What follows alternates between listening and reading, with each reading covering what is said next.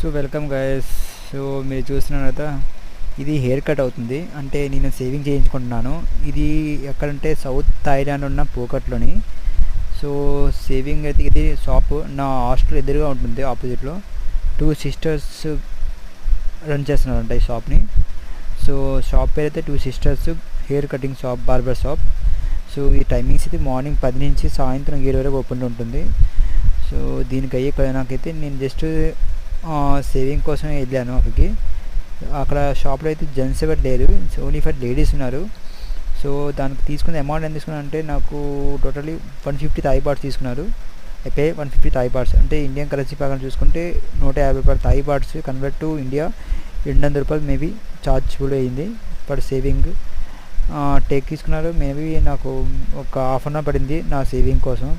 ఇండియాలో అయితే 5 నిమిషాలు 10 నిమిషాలు అయిపోతుంది, కానీ